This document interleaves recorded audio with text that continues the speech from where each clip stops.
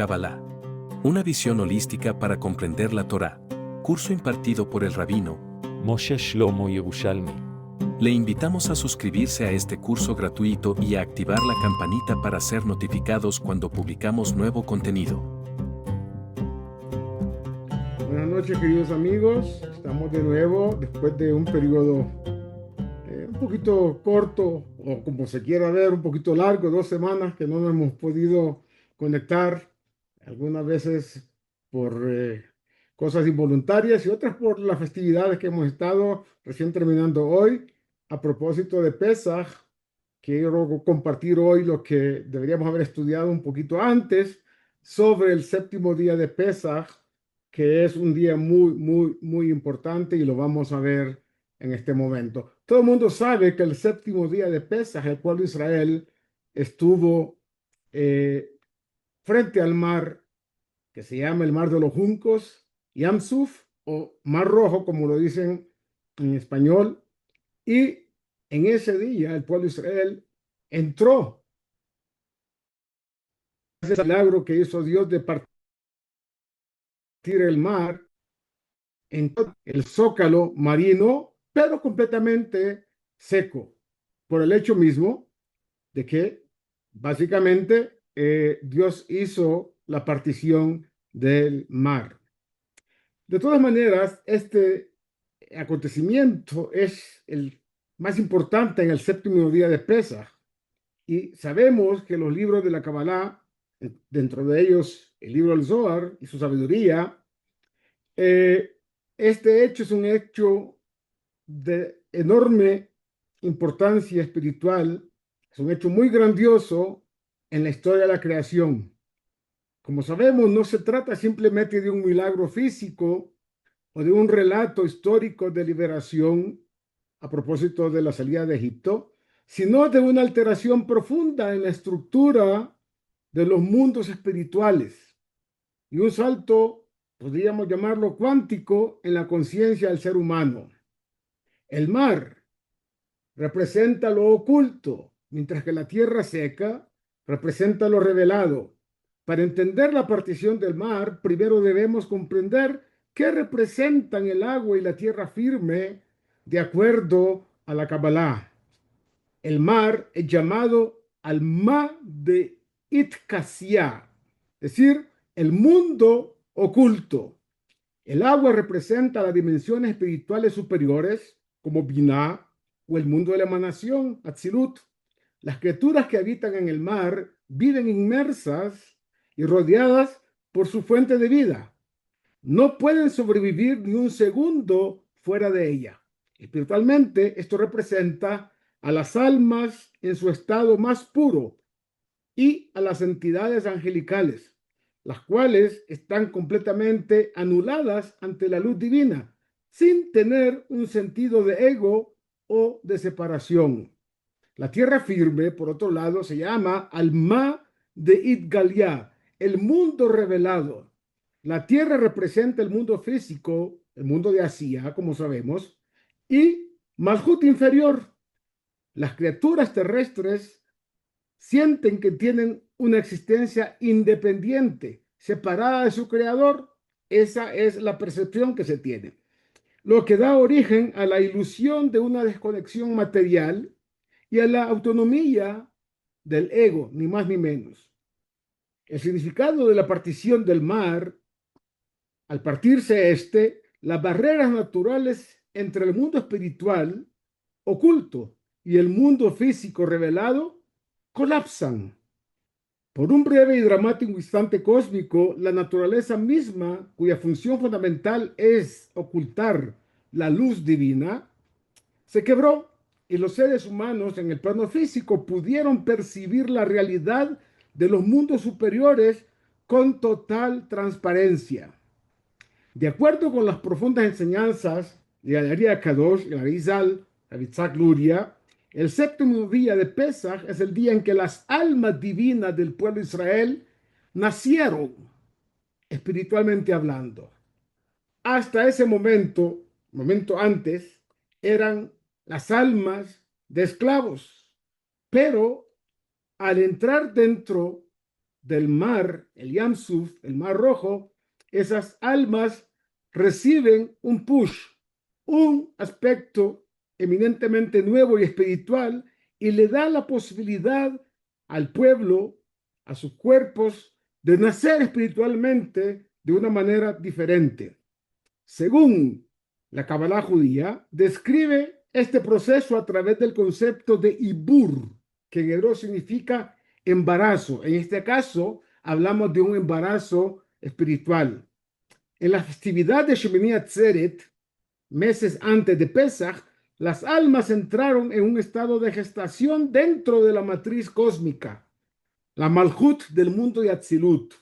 Durante 7 meses, las almas se nutrieron de la luz infinita en un estado de total ocultación, creciendo igual que un feto en el vientre materno. El 7º día de Pesach se produce, comillas, el parto, el poderoso y constante viento del este que Dios envió toda la noche para partir las aguas, representa una inmensa descarga de energía espiritual. La fuerza de la letra Hey superior del nombre de Dios que causó las, comillas, contracciones cósmicas. Esto forzó la apertura para que las almas descendieran y nacieran a un nuevo nivel de conciencia. Esto es importante, absolutamente trascendente. El Zohar revela que el milagro de la partición no fue pasivo, fue activo mediante el uso de una de las tecnologías, comillas, espirituales más poderosas conocidas en la Kabbalah, el nombre de 72 letras, Shem Ain Bet. En el libro del Éxodo, Shemot, capítulo 14, versículos 19-21, existen, como hemos estudiado antes, 3 versículos consecutivos que describen este evento. Y allá dicen, y empieza con Vaisá, Vayavó, Vayet. El Zohar devela que cada uno de estos versículos contiene exactamente 72 letras. Al combinar estas letras de forma meditativa y específica, el primer versículo en orden directo, el segundo en orden inverso y el tercero nuevamente en orden directo, se revelan 72 combinaciones del nombre divino que tiene el poder de dominar sobre todas las leyes de la naturaleza. A través de la fe total e inquebrantable representada por Nachshon, que fue el primero en lanzarse como un halutz, un pionero, se lanzó allá al agua, Nachshon ben Aminadab, quien avanzó dentro del agua hasta que lo cubrió literalmente por encima, arriba de la nariz, antes de que el mar reaccionara abriéndose.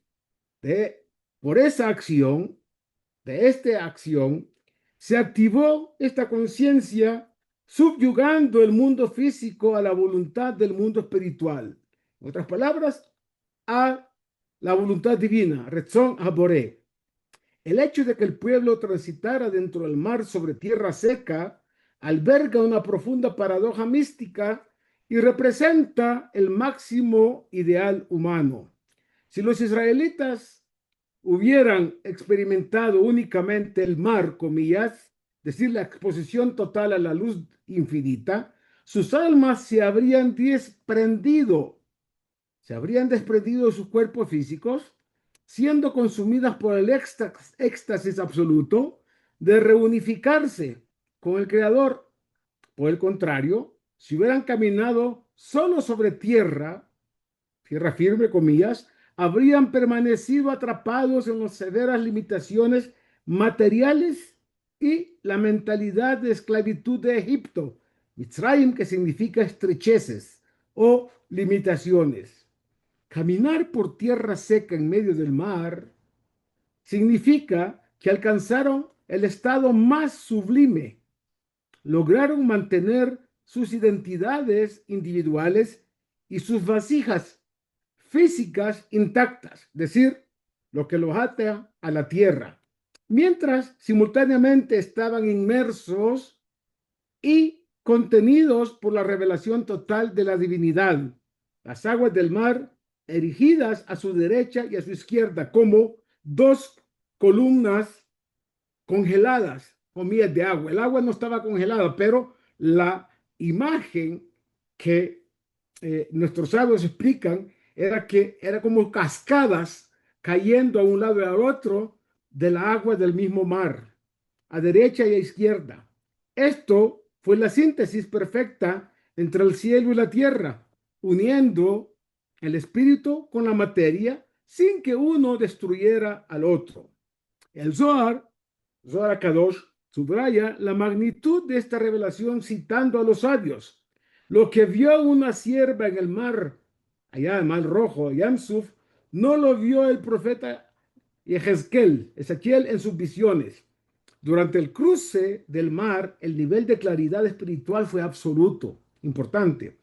Todos, desde el erudito más elevado hasta la persona más sencilla y humilde, experimentaron una revelación profética directa.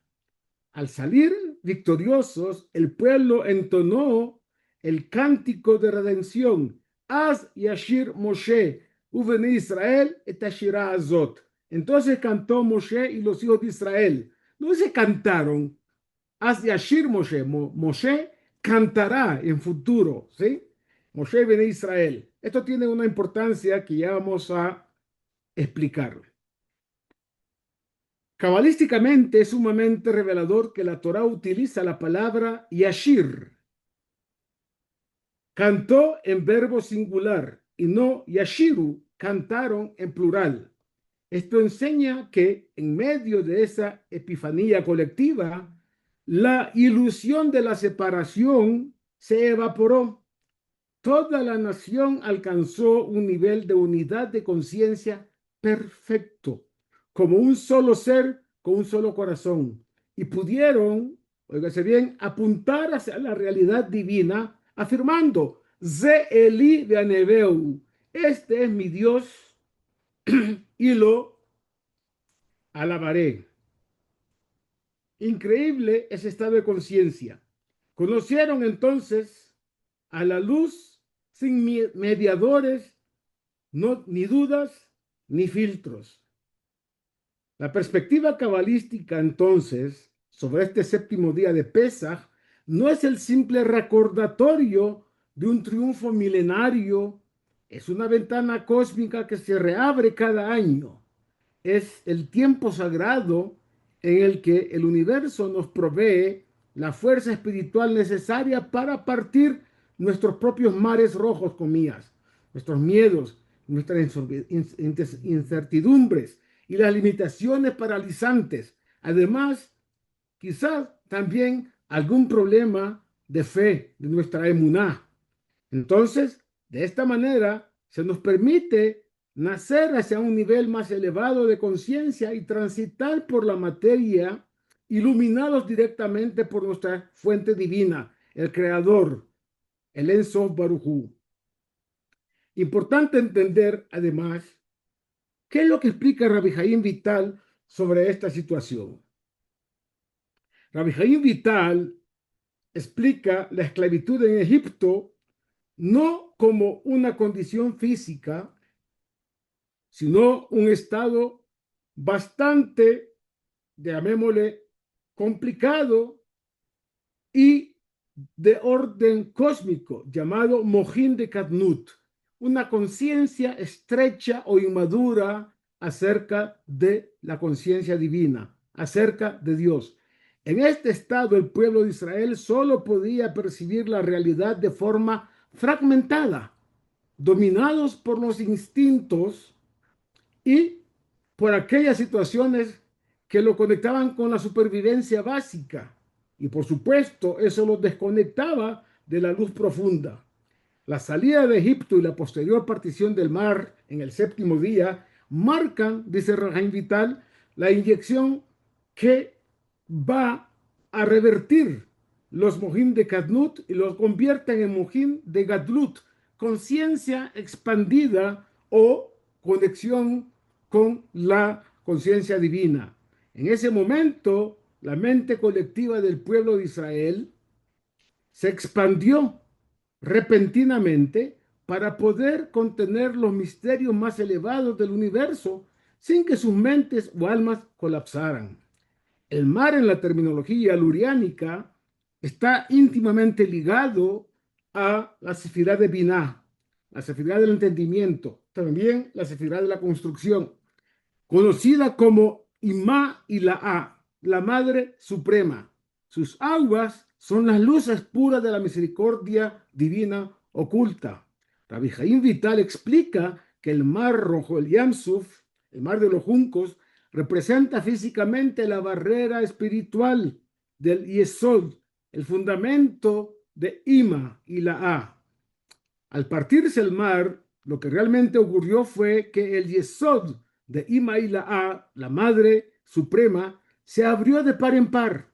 Esto permitió que las luces infinitas que estaban contenidas en los mundos superiores descendieran y fluyeran directamente hacia las 6 sefirot comprendidas en la letra Bab del nombre de Dios, llamadas Ampín, que es el rostro menor que representa al pueblo de Israel y al mundo de la emoción. Fue un nacimiento con connotaciones cósmicas a nivel de la sefirot.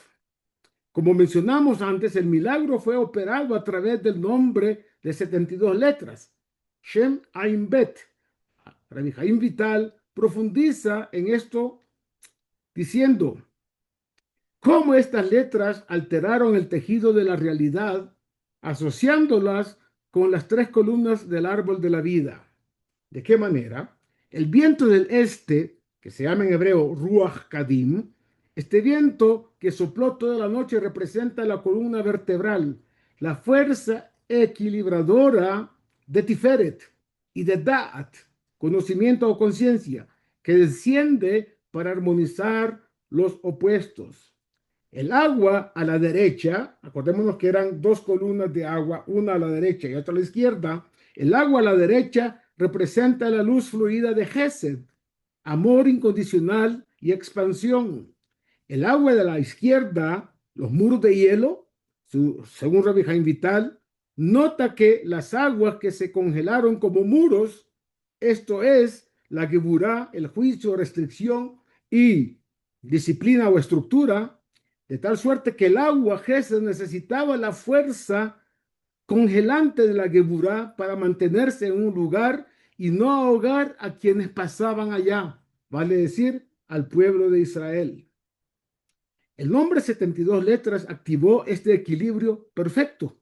Israel caminó exactamente por el canal del medio, asimilando la misericordia por un lado y la disciplina o rigor por el otro, logrando entonces un equilibrio espiritual perfecto, que les permitió transitar entre 2 dimensiones de lo infinito.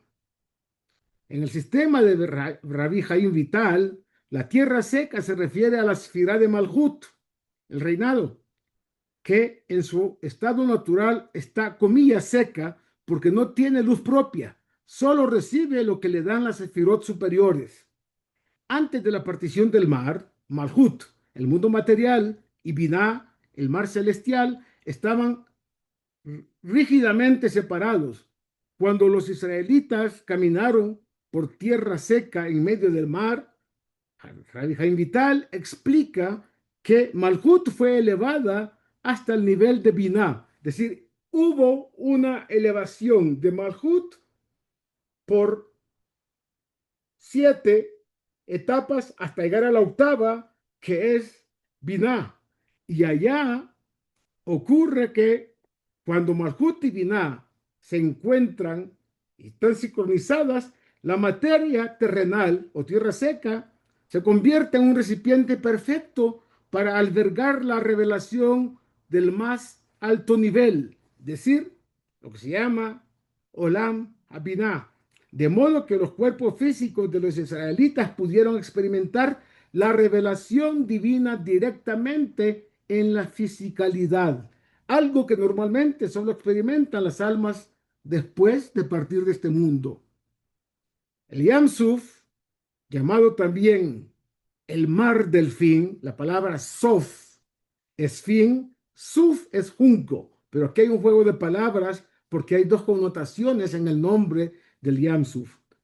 Finalmente, Rebahim Vital hace un juego de palabras de orden místico con el nombre del mar. El mar rojo, llamado así en español, en hebreo se llama Yam Suf, el mar de los juncos. La palabra Suf comparte raíz, la misma raíz que Sof, que significa fin, es decir, la finalidad. Rabbi Haim Vital enseña que al atravesar el Yam Suf, Israel cruzó el mar del fin, es decir, trascendieron el mundo de los límites, las terminaciones y la mortalidad del mundo finito. Por eso pudieron cantar proféticamente al otro lado. Entraron en la conciencia de En Sof, el infinito, el creador, Boreolam, Baruj Hu, comprendiendo que la muerte y las limitaciones del mundo material son solo cortinas ilusorias que, con la conciencia adecuada, pueden partirse en dos. Continuando a profundizar en este tema, vamos a explicar qué significa el concepto el viento del este. Ruach, ruach de viento. Kadim es el este. Una de las preguntas más analizadas por otros maestros como el Ramban, Rabbi Moshe ben Nachman, es: si Dios es todopoderoso y dictaminó partir el mar, ¿por qué envió un fuerte viento del este toda la noche, como dice Éxodo 14:21? Todo esto para secarlo. Podría haberlo partido en un instante con una sola orden.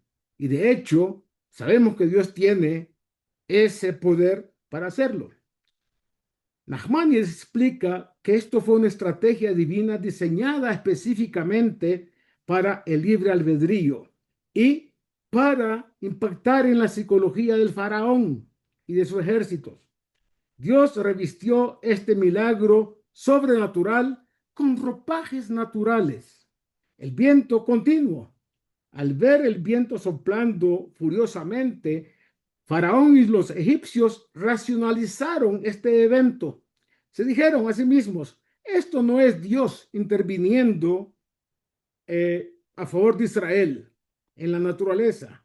Es solo un fenómeno meteorológico extremo y un viento inusual que secó el lecho del mar. Claro, había acá un hecho contundente que unos veían como algo natural, es meteorológico, y sin embargo los israelitas sabían que era Dios actuando y manipulando la naturaleza. Esta ilusión de naturalidad cegó el juicio de los egipcios, dándoles el coraje y la arrogancia de entrar tras los israelitas en el mar. Pero Rabbi Moshe ben Nachman, el Ramban, según él, el mar no se partió de golpe para que el milagro no fuera tan absolutamente abrumador, que anulara el libre albedrío de los egipcios. Se les dio la oportunidad de engañarse a sí mismos hasta el último instante, porque había un propósito fundamental. ¿Cuál es eso? Ya lo veremos. La partición del Mar Rojo es el clímax de lo que el Ramban llama Nisim Geluyim, milagros abiertos o manifiestos. Sin embargo, el Ramban establece una de las reglas teológicas más importantes del judaísmo basándose en este evento.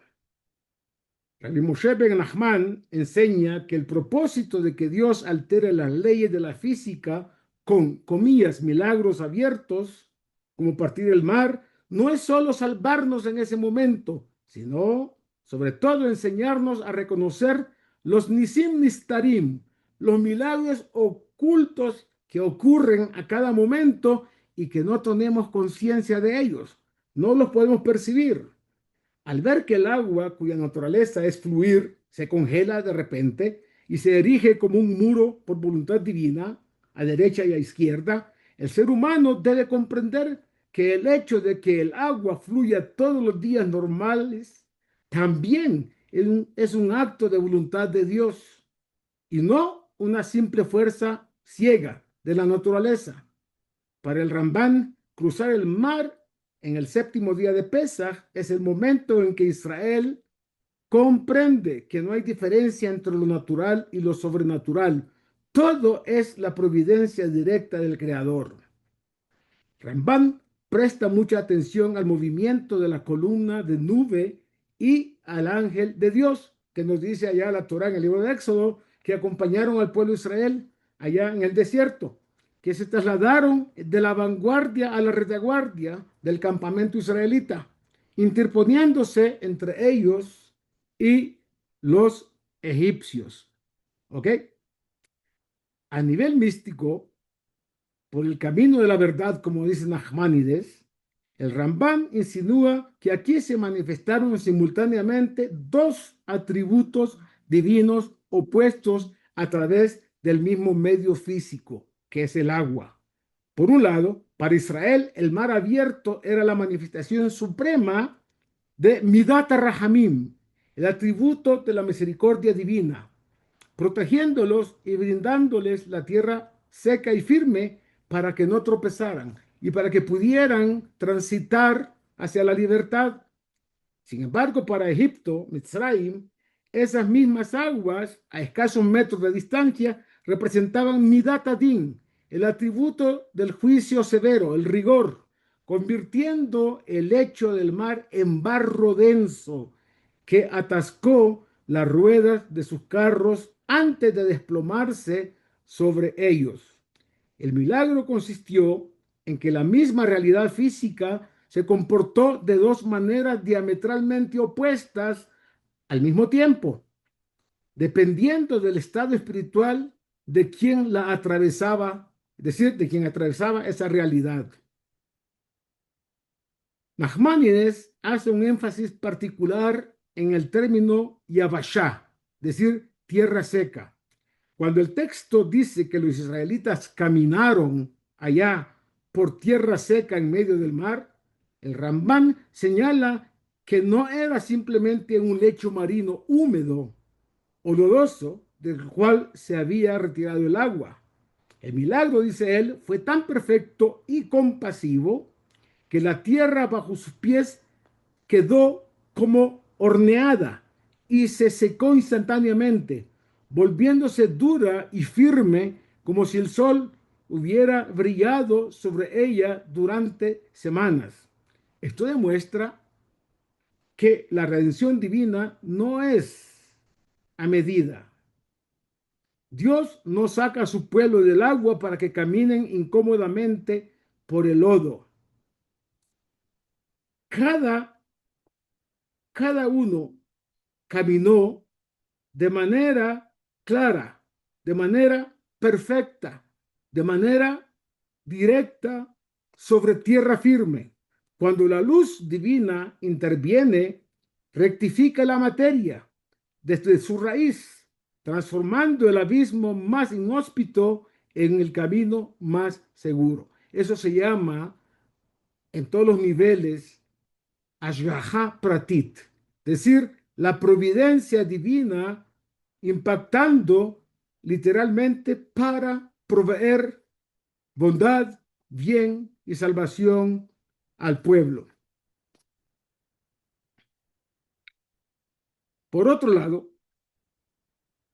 Rabbi Menachem Recanati, en su libro Recanati a la Torá, nos explica literalmente agregando algunos conceptos a lo ya estudiado anteriormente. Mientras que Arizal se enfocaba en niveles altísimos como Binah, los cabalistas de la época de Rabbi Menachem Recanati se centraban profundamente en nada más y nada menos que en la Shejinah, la presencia divina, que corresponde a la Sefirá de Malhut, es decir, al reinado. Y he aquí lo que Rabbi Menachem Recanati explica. Para él, el gran mar es el símbolo definitivo de Malhut, porque al igual que el mar recibe todas las aguas de todos los ríos del mundo sin deportarse, Malhut recibe toda la afluencia divina a través de las sefirot superiores. Cuando se parte el mar, dice Rabbi Menachem Recanati, que a partir del mar físico fue un reflejo de partir o abrir, comillas, los velos de Malhut, es decir, aquellas, de alguna manera, pantallas que cubrían. Al abrirse esta dimensión, el pueblo de Israel pudo mirar directamente hacia arriba, hacia el lecho del mundo espiritual, percibiendo las luces emanadas de las sefirot superiores, que normalmente están ocultas por el velo de la naturaleza. Esto es importante e impactante. Por ello, dice en Éxodo 14:19, se menciona que el ángel de Dios que iba delante del campamento de Israel se apartó e iba detrás de ellos. El Recanati detalla esto a través de las lentes de la Sefirot. Él explica que la guía divina inicial estaba en el modo de Rahamim, misericordia, asociado a la columna derecha o central del árbol de la vida. Cuando los egipcios se acercaron, el ángel, que Rabbi Menachem Recanati identifica místicamente con la Shekinah o con la fuerza de la justicia divina, se trasladó hacia atrás para interponerse entre el campamento de Israel y el campamento de Egipto. Este movimiento representa un cambio de polaridad. Óigase bien, la energía divina giró hacia la izquierda, hacia la sefirá de Geburah, que es juicio estricto Odín. Las mismas nubes cósmicas que irradiaban luz y protección para Israel se volvieron oscuridad y fuego devorador para los egipcios. El Recanati es famoso por ser uno de los cabalistas clásicos que más abiertamente analiza el funcionamiento del nombre de 72 letras. Al observar los 3 versículos de 72 letras, como está escrito en Éxodo 14, 19, 21, él los asocia directamente con las 3 columnas del árbol de la vida y además con los 3 patriarcas, Abraham, Isaac y Jacob. Primer versículo, Vaisá, y partió el ángel, representa a Abraham y la sefirá de Gesed, amor, agua, es la fuerza de expansión. Segundo versículo, Vayavó, entró en el campamento, representa a Isaac y la sefirá de Geburah, juicio, fuego, oscuridad, rigor, disciplina para Egipto. Es la fuerza de restricción que formó los muros de agua y que dividió entre el campamento de Israel y el campamento egipcio.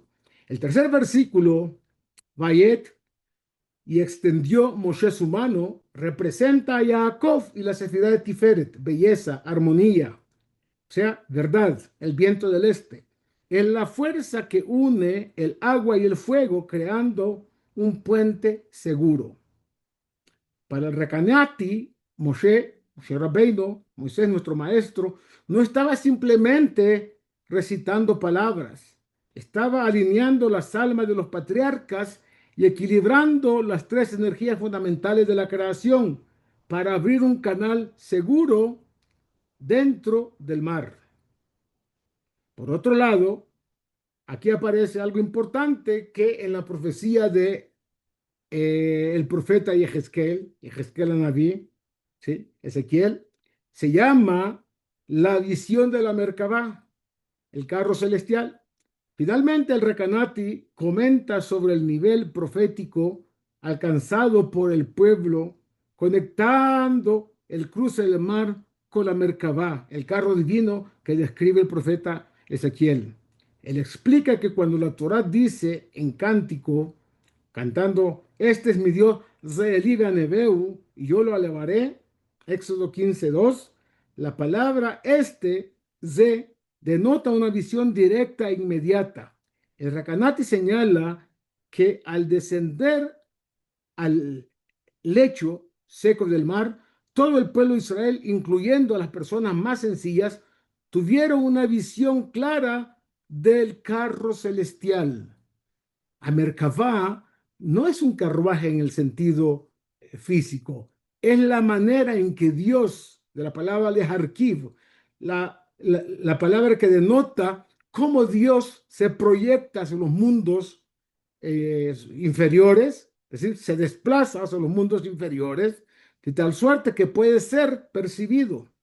Entonces, este carruaje celestial, operando las fuerzas de la naturaleza, lograron, de hecho, todos los milagros y el pueblo pudo percibir cómo cada aspecto físico del milagro, el agua, el viento, la tierra, etcétera, estaba dirigido por fuerzas angelicales y emanaciones divinas, manejadas todos por el Creador. Para resumir esto, la gran aportación que hace Rabbi Menachem Recanati a este tema es que elimina la distancia entre el milagro terrenal y la estructura celestial.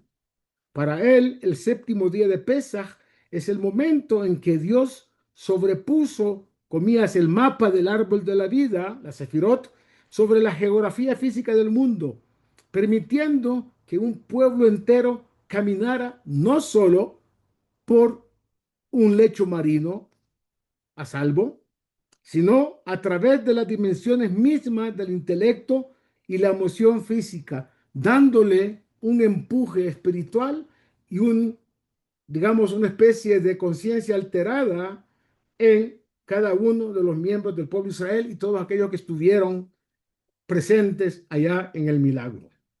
Me gustaría abrir un espacio para preguntas, si las hay, y si es así, podemos ampliar algunos conceptos que puedan quedar, digamos, pudiesen haber quedado un tanto oscuros. ¿Quién dice yo? Uno entiende pues la relación, digamos, vertical que existe, que las sefirot pues son la forma de explicar la conexión con lo divino, pero Así es. horizontalmente, ¿qué pasa? Muy bien, O buena sea, con pregunta. las otras almas que... ¿Ah?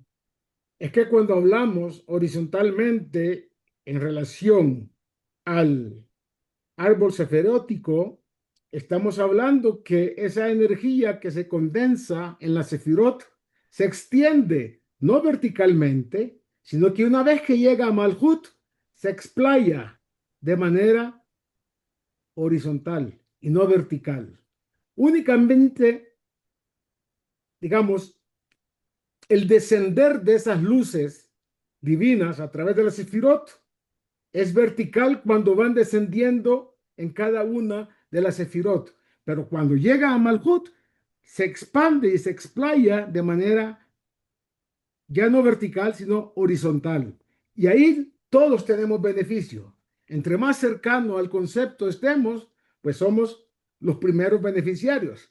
Pero la conciencia del hombre inmediatamente percibe y de alguna manera siente ese impacto de esas luces que se vuelven or mekif por un lado, pero al mismo tiempo or penimi, es decir, una luz que nos circunda y que es absorbida por nuestro interior, vale decir, el alma, y de alguna manera esa luz alimenta realmente la existencia de nuestra propia alma, permitiendo el desarrollo de cada una de sus etapas que la conforman. Entonces, ahí ya el impacto es de tipo horizontal para graficar lo que tú mencionas. Espero que te haya quedado claro cómo es. Pero implica, pues digamos, conexión con las otras almas que están a mi alrededor, ¿o qué pasa ahí? Pero ¿O cada no? uno cada uno se impacta de eso. Es decir, ¿por qué tenemos, por ejemplo, te doy el ejemplo del Minyan, cuando están 10 almas judías rezando, y ojalá muchos más en conjunto, todo ese trabajo es hacia lo elevado, hacia los mundos superiores, hacia la conciencia divina, hasta el En Sof, el ser infinito. Llegamos todos juntos, por eso el minyan, el mérito de unos empuja a otros y todos subimos.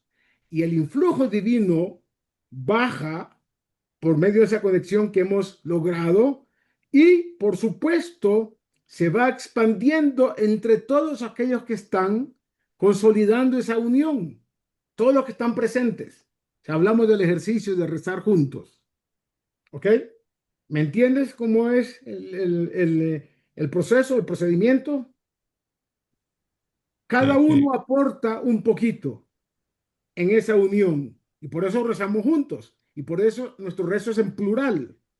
Y el beneficio también, o sea, la luz que desciende de la conciencia divina hacia nosotros, hacia nuestra propia conciencia, también impacta, ahí sí, expandiéndose hacia todo lo que están presentes.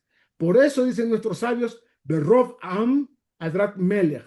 Entre más judíos conectados con una mitzvah se encuentren, Adrat Melech significa el esplendor, el honor, el fulgor, el impacto divino es más grande. Adrat Melech significa el impacto del rey. ¿Quién es el rey? Hashem Yitbaraj. Entonces ahí está esa conexión clara con nosotros. ¿Me entienden? Y esa es la función del minyan, por ejemplo.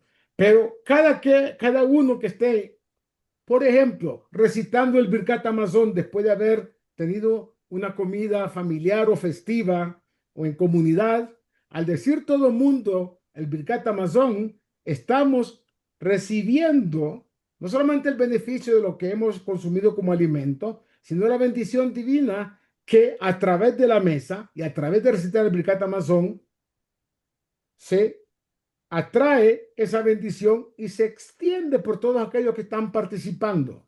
¿Entiendes? Entonces, el chupar, para decir de manera un poco más coloquial, ese impacto de luz divina es vertical, pero al llegar a Malhut, que es nuestro mundo físico, y al llegar a nosotros que somos materiales, se extiende por todos aquellos que están conectados con el cumplimiento de esa mitzvah. Ok, Espero haberme gracias. explicado bien. Rabi, Rabino, pero sí, pero ese impacto de esa luz le llega a cada persona de acuerdo a cómo cada persona esté cumpliendo o esté más cerca de Dios, No ¿cierto? necesariamente, No porque necesario. no, porque si todos estamos, digamos, para dar el ejemplo del rezo en la sinagoga, atentos, hemos utilizado el sidur, hemos rezado individualmente todos, formando un minyan y todo el colectivo que está allá, 10, 20, 100, 1000, 2000 personas, cada uno individualmente aporta lo propio. ¿Para qué? Para esa unión, para ese tejido que se va entrelazando entre las diferentes almas que están conectadas con la mitzvah de rezar, por ejemplo, o con la mitzvah de decir Birkat Hamazon, por ejemplo. Pero después de haber todos actuado, ese, digamos, conjunto de conexiones por cada una de las almas atrae un impacto de luz divina que se explaye, se va expandiendo, se explaya por todos aquellos que están conectados con esa mitzvah y reciben espiritualmente el beneficio que da el hecho de hacer, digamos, o el Birkat Hamazon o de actuar en un rezo.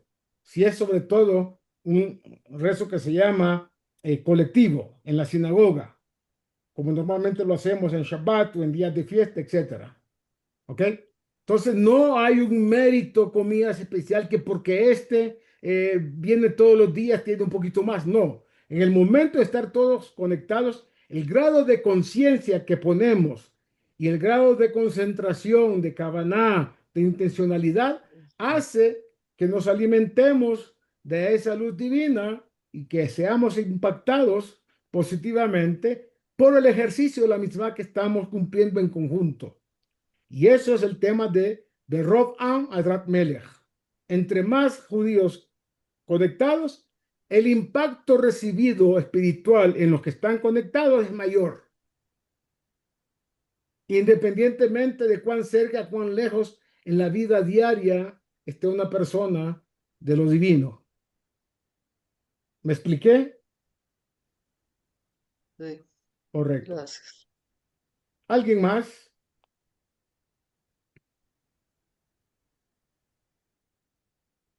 Rosita. Eli, Iba a preguntar algo de lo que preguntó Tere, pero ya me quedó claro. muy bien, Yo perfecto.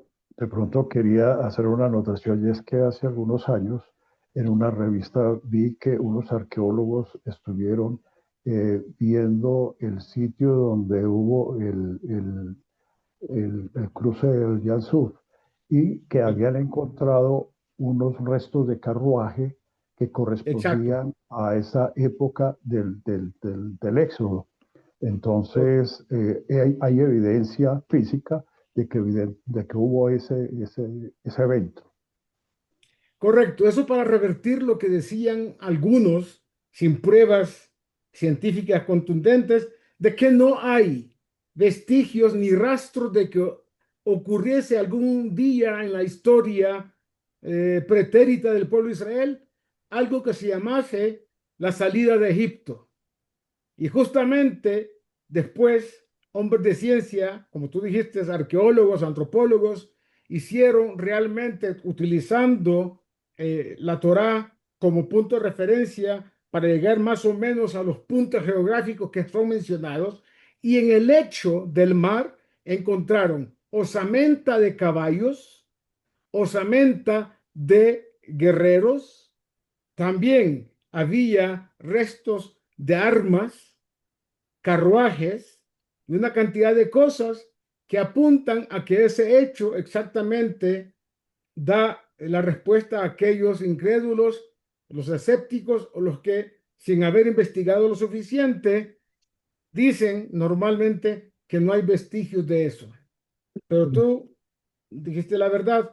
Hay incluso, se puede conseguir videos en plataformas en internet, en YouTube, por ejemplo. Ahí aparecen varios videos sobre ese tema. Y es muy interesante porque está muy puntual y claro.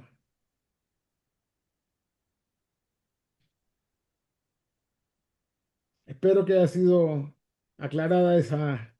Bueno, tú hiciste una anotación que realmente por sí misma aclaró el punto. Pero Sí, es verdad. era muy importante pues hacer énfasis en ese tema porque se puede tomar solamente como algo espiritual, algo inmaterial, como literatura y eso no es así. Otra inquietud que tengo es referente al tiempo que se invirtió entre una orilla y la otra. ¿Cuánto tiempo hubo ahí de ese recorrido? No, no entendí la pregunta. ¿Cuánto tiempo transcurrió en el cruce de una orilla a la otra orilla? Bueno, sabes que hay una discusión entre los historiadores, digamos, y los rabinos, exactamente cómo fue ese cruce, si fue de un lado a otro o sencillamente hicieron un semicírculo y volvieron al mismo lado. La mayor parte de los, digamos, rabinos eh, creen que, y tienen certeza según los estudios, de que fue de una orilla a la otra. El Yam Suf, no sé exactamente qué distancia hay de una orilla a otra. No es extremadamente grande, ¿me entiendes? Pero sí es una caminata de horas. No podría precisarte con cuánto tiempo exacto. Lo que está claro por los versículos que hablan allá es que mientras los judíos iban entrando, los israelitas iban entrando, el mar se iba abriendo y una vez que el último de los que estaba, de los israelitas, estaba ya dentro, en tierra firme, dentro del mar mismo, las aguas que se habían separado antes para el pueblo de Israel volvieron a estar unidas nuevamente donde estaban los egipcios y por eso se ahogaron. Y eso es otra parte interesante de ese milagro, porque mientras se iba abriendo, conforme iba cruzando el pueblo de Israel, el mar se iba cerrando cuando los israelitas ya habían pasado cierta, digamos, distancia, el mar se cerró dentro de aquellos que estaban persiguiéndolo, es decir, los egipcios. Y por eso en la parte de Shirat Hayam, del cántico del mar, que está allá en Éxodo Parashat Beshalach. Allá dice exactamente que mientras unos iban en tierra seca, los otros, dice, Seluluke a Oferet, fueron como llevados al fondo del mar, Kaoferet, como el plomo, Bamaim Adirim, en las aguas, los poderosos, que eran los egipcios. Entonces, ahí está claramente descrita la forma en que ocurrió ese milagro y cómo para unos había posibilidad de salvación, no ahogamiento, y para los otros, justamente las aguas los llevaron al fondo del mar, sepultándolos allá. El único que se salvó, según dicen nuestros sabios, fue el mismo Faraón, para que quedara de testigo para toda la eternidad, para la historia, de que lo que Dios había prometido se cumplió. Y ahí estaba él viendo cómo sus mejores soldados, sus mejores carruajes, y de hecho, lo mejor de Egipto quedaba sumergido en las aguas. Y el pueblo de Israel, por otro lado, rescatado y salvado a través de esas mismas aguas.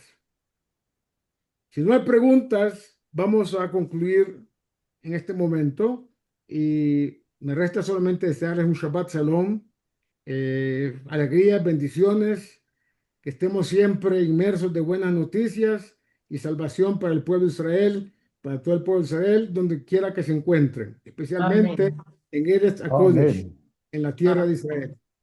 Amén. Amén. Shabbat Shalom, señor Rabino, y a todos. Gracias. Shabbat Shalom, gracias. todos. Amén. Shalom. Kabbalah. Una visión holística para comprender la Torá. Curso impartido por el rabino Moshe Shlomo Yerushalmi. Si te gustó el contenido, por favor obséquianos un like y suscríbete al canal. Cada semana, Bli Neder, una clase nueva.